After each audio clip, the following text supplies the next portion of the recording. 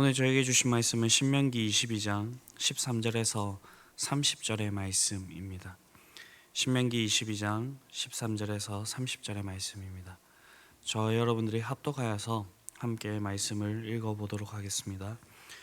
누구든지 아내를 맞이하여 그에게 들어간 후에 그를 미워하여 비방거리를 만들어 그에게 누명을 씌워 이르되 내가 이 여자를 맞이하였더니 그와 동침할 때에 그가 처녀임을 보지 못하였노라 하면 그 처녀의 부모가 그 처녀의 처녀인 표를 얻어가지고 그 성문 장로들에게로 가서 처녀의 아버지가 장로들에게 말하기를 내 딸을 이 사람에게 아내로 주었더니 그가 미워하여 비방거리를 만들어 말하기를 내가 내 딸에게서 처녀임을 보지 못하였노라 하나 보라 내 딸의 처녀의 표적이 이것이라 하고 그 부모가 그 자리옷을 그 성읍 장로들 앞에 펼 것이요 그 성읍 장로들은 그 사람을 잡아 때리고 이스라엘 처녀에게 누명을 씌움으로 말미암아 그에게서 은 100세겔을 벌금으로 받아 여자의 아버지에게 주고 그 여자는 그 남자가 평생에 버릴 수 없는 아내가 되게 하려니와 그 일이 참되어 그 처녀에게 처녀의 표적이 없거든 그 처녀를 그의 아버지의 집문에서 끌어내고 그 성읍 사람들이 그를 돌로 쳐 죽일지니 이는 그가 그의 아버지의 집에서 창기의 행동을 하여 이스라엘 중에서 악을 행하였음이라. 너는 이와 같이 하여 너희 가운데 악을 제할지니라. 어떤 남자가 유부녀와 동침한 것이 드러나거든 그 동침한 남자와 그 여자를 둘 다 죽여 이스라엘 중에 악을 제할지니라. 처녀인 여자가 남자와 약혼한 후에 어떤 남자가 그를 성읍 중에 만나 동침하면 너희는 그들을 둘 다 성문으로 끌어내고 그들을 돌로 쳐서 죽일지니 그 처녀는 성 안에 있으면서도 소리 지르지 아니하였으며 그 남자는 그 이웃의 아내를 욕보였음이라. 너는 이같이 하여 너희 가운데서 악을 제할지니라. 만일 남자가 어떤 약혼한 처녀를 들에서 만나서 강간하였으며 그 강간한 남자만 죽일 것이요 처녀에게는 아무것도 행하지 말 것은 처녀에게는 죽일 죄가 없음이라. 이 일은 사람이 일어나 그 이웃을 쳐 죽인 것과 같은 것이라. 남자가 처녀를 들에서 만난 까닭에 그 약혼한 처녀가 소리 질러도 구원할 자가 없었음이라. 만일 남자가 약혼하지 아니한 처녀를 만나 그를 붙들고 동침하는 중에 그 두 사람이 발견되면 그 동침한 남자는 그 처녀의 아버지에게 은 50세겔을 주고 그 처녀를 아내로 삼을 것이라. 그가 그 처녀를 욕보였은즉 평생에 그를 버리지 못하리라. 사람이 그의 아버지의 아내를 취하여 아버지의 하체를 드러내지 말지니라. 아멘. 네, 오늘 본문은 신부의 부정이 제소되었을 경우에 관한 그 규례와 각종 성범죄 처벌 규례를 말씀해 주고 있습니다. 하나님께서는 이 성을 결혼을 통해서 부부가 된 자들에게 합당하게 사용하도록 하셨고요. 이 부부관계 속에서 성적인 욕구를 해소함은 물론 서로 다른 인격체가 하나로 연합하여 서로의 부족한 부분을 채움으로써 더욱더 성숙한 인격을 이루어 나가도록 그렇게 하셨습니다. 즉, 이 가정을 통하여서 서로 사랑을 나누고 인류 종족을 보존하면서 하나님을 경외하는 법을 배우도록 그렇게 하셨다라는 것입니다. 그러나 이 부부관계 외에 이렇게 성을 사용하는 것은 하나님께서 아주 엄격하게 금하고 계십니다. 본문 13절에서 14절을 보게 되면 누구든지 아내를 맞이하여 그에게 들어간 후에 그를 미워하여 비방거리를 만들어 그에게 누명을 씌워 이르되 내가 이 여자를 맞이하였더니 그와 동침할 때에 그가 처녀임을 보지 못하였노라 하면 이라고 말씀하고 있습니다. 여기서 우리는 아내를 맞이하여서 그녀와 동침한 남자가 무엇 때문에 아내를 미워하게 되었는지는 정확하게 알 수는 없습니다. 그러나 분명한 것은 아내를 미워하여 부정에 대해서 제소를 했다라는 것입니다. 우리가 이 상황을 통하여서 분명히 알 수 있는 것은 남편 된 사람이 그 아내 된 사람을 미워하여 아내 된 사람에게 누명을 씌웠다면 후에 그것이 누명이라는 사실이 밝혀져서 그 아내 된 사람이 그 남자의 평생에 버리지 못할 아내가 된다고 할지라도 그들의 부부 관계가 평탄하지 못할 것이라는 것입니다. 왜냐하면 그들 사이에 이미 부부 관계에 있어서 가장 중요하다고 할 수 있는 그 신뢰와 사랑이 깨어져 버렸기 때문입니다. 한번 생각을 해보십시오. 자신에게 누명을 씌워서 자신을 죽음에 처하게 만들고 자신의 집안을 심히 욕보이려 했던 사람을 어떻게 신뢰하면서 사랑할 수 있겠습니까? 비록 자신이 범한 잘못 때문이라고 하지만 그 아내 된 사람으로 말미암아 많은 돈을 낭비하고 거의 죽을 정도로 맞았다고 한다면 그녀를 어떻게 신뢰하거나 사랑할 수가 있겠습니까? 그것은 불가능한 일일 것입니다. 비록 이들은 법적으로는 부부일지라고 하더라도 사실상은 원수로서 평생을 으르렁거리면서 그렇게 살아갈 수밖에 없을 것입니다. 이처럼 부부간에 이 신뢰와 사랑이 무너지면 그들은 더 이상 정상적인 부부로서 그렇게 살아갈 수가 없는 것입니다. 사실 명목상으로는 부부일지라고 하더라도 실제로는 정말 남보다도 못한 그런 관계로 살아갈 수밖에 없다라는 겁니다. 그래서 우리는요, 항상 신뢰와 사랑으로 부부 관계가 이루어질 수 있도록 그렇게 노력해야 됩니다. 그 방법은 에베소서에서 잘 얘기해주고 있습니다.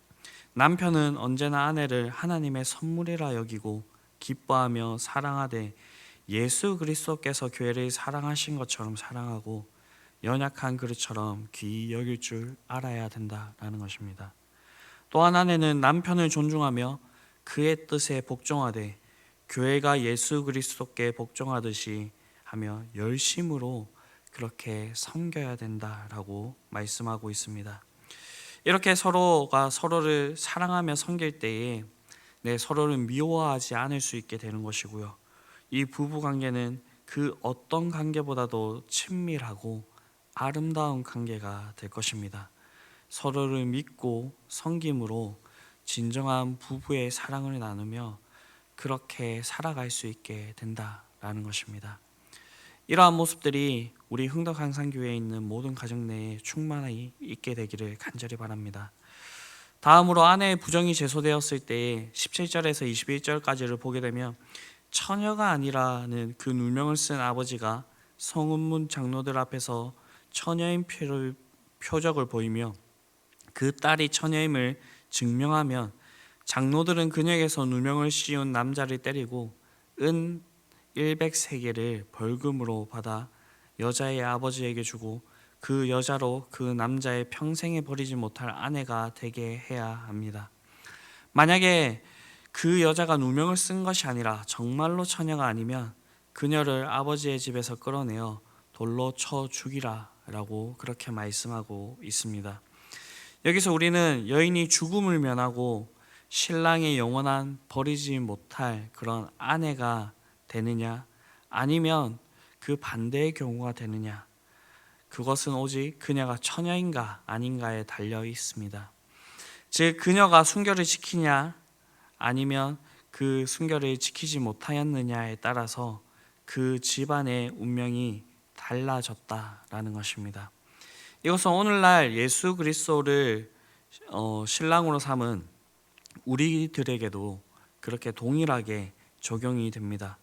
즉 우리가 신앙의 그 순결을 지켰느냐 혹은 그렇지 못하느냐에 따라서 우리가 예수님의 영원히 버리지 못할 신부가 되느냐 아니면 버려져서 어두운 곳에서 울며 이를 가는 그런 존재가 되느냐, 그것이 우리가 이 신앙의 정절을 지키느냐 그렇지 못하느냐에 달려 있다라는 것입니다. 만약 우리가 예수님을 온전히 섬기며 신앙의 정절을 지킨다고 한다면 우리는 예수님께 결코 버림받지 않는 그분의 영원한 신부가 될 것입니다. 이것이 성경이 우리에게 주고 있는 약속입니다. 예수님은 자신을 따르는 자들에게 영생을 주어서 영원히 멸망치 않게 하실 것이라 라고 말씀해 주셨고요.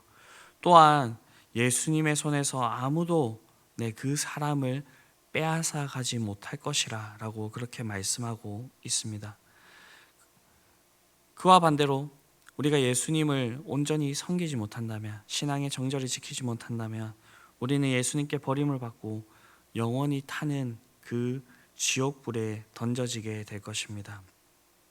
하나님을 배반하고 영적인 음행을 저질러 하나님에 대한 순결을 지키지 않았을 때에 하나님께서는 이들을 심판하시는 모습들을 보여줍니다.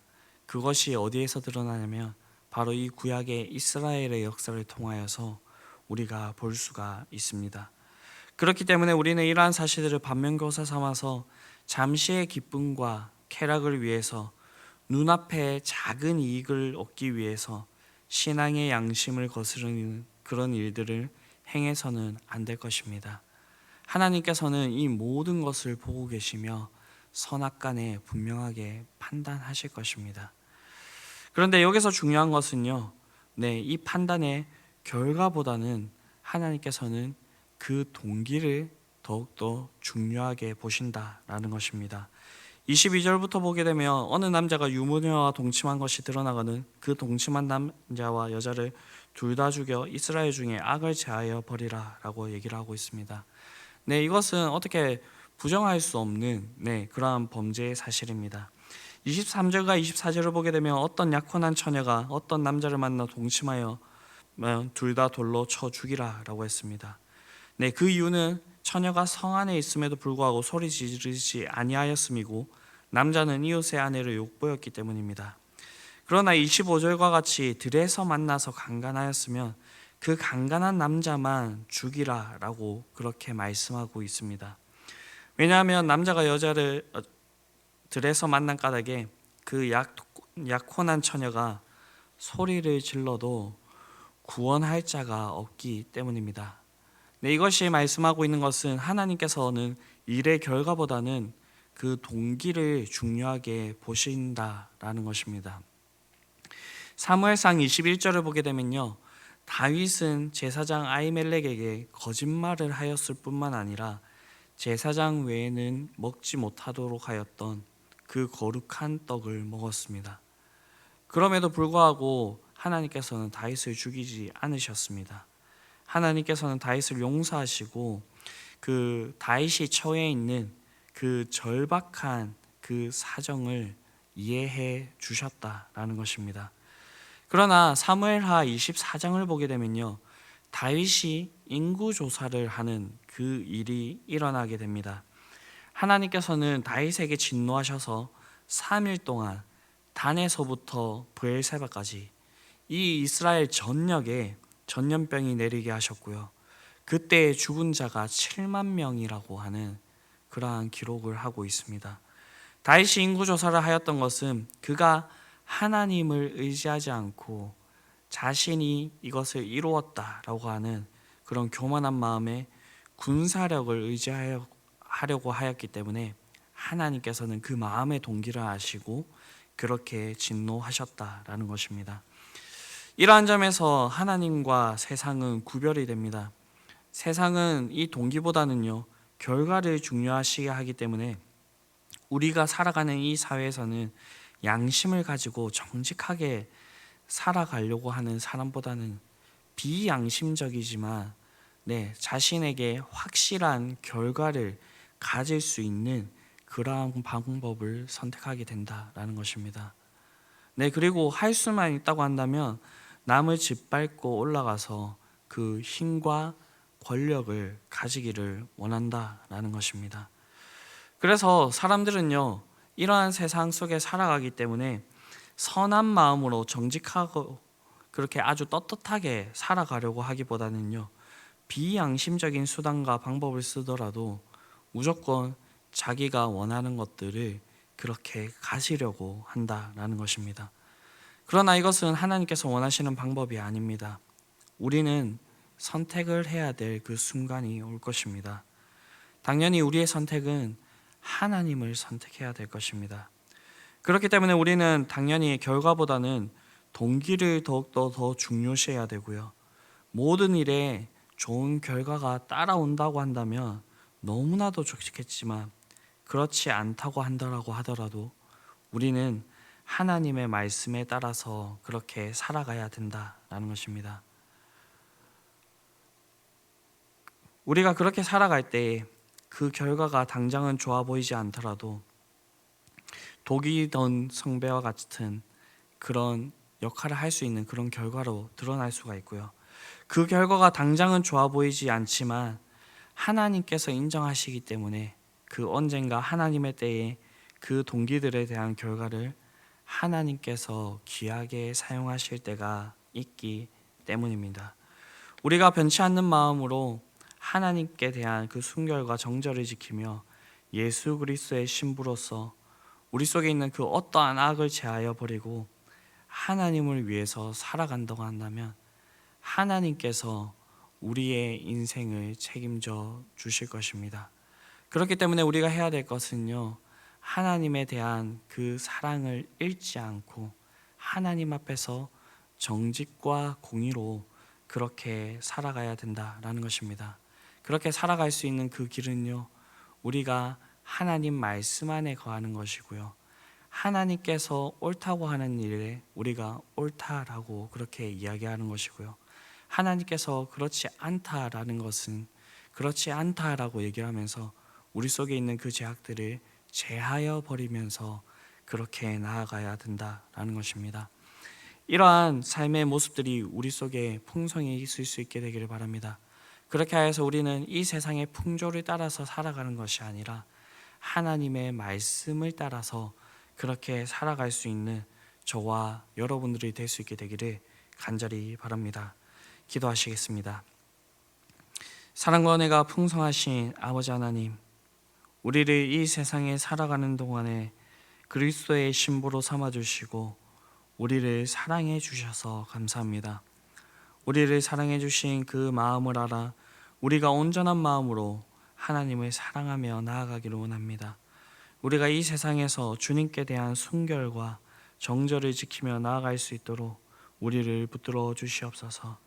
특히 우리가 살아가는 이 세상 속에서 우리가 생각하기에 좋은 결과들이 없을 수가 있습니다. 그러나 우리가 주님께서 인정하시는 그 길, 주님께서 걸어가신 그 길을 가기를 원합니다. 우리의 마음이 다른 곳으로 향하지 않도록 우리의 마음을 더욱더 붙들어 주시옵소서. 그렇게 하여서 주님에 대한 그 사랑과 정절을 온전히 지키며 살아갈 수 있는 저희들이 되게 하여 주시고, 하나님께서 우리에게 약속하신 것들을 온전히 이루며 살아갈 수 있는 저희들이 되게 하여 주시옵소서.